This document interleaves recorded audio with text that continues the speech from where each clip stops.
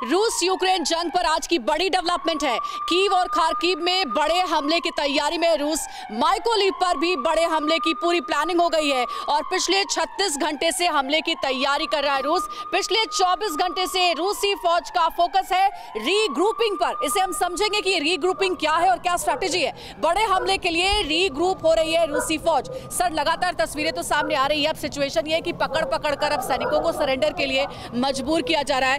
और देखिए हम लौटेंगे उस जवाब पे भी, लेकिन इस बीच एक और खबर आ रही है। खार्किव में रूस की जोरदार बमबारी जारी है। बमबारी के बाद खार्किव के प्राइवेट सेक्टर में आग लगी है। ये तस्वीरें खार्किव के एलेक्सेवेका से आई हैं और देर रात यहां बमबारी में भीषण आग लगी है। ये तस्वीरें आप देखिए, जबरदस्त यहां पर बमबारी और बमबार्डमेंट से आप देखिए आग की लपटें किस तरह से उठती हुई नजर आ रही हैं।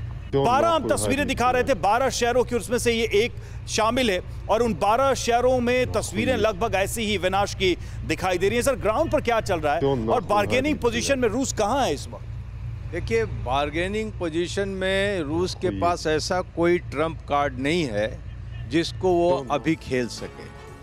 जो रूस को उम्मीद थी कि वो इन 12 दिनों में या 2 हफ्तों में कीव पर कब्जा कर लेगा, वैसा होता दिख नहीं रहा है।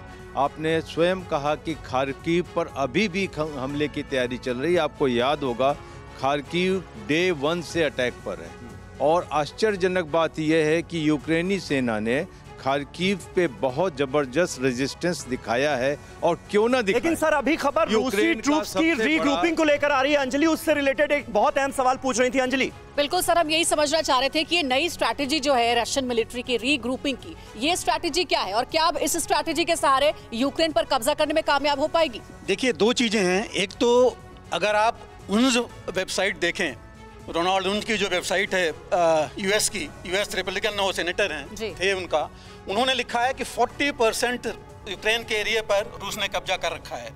उन्होंने ये बोला है कि 75% of US military base Ukraine military bases को ये कैप्चर या डिस्ट्रॉय कर चुके हैं।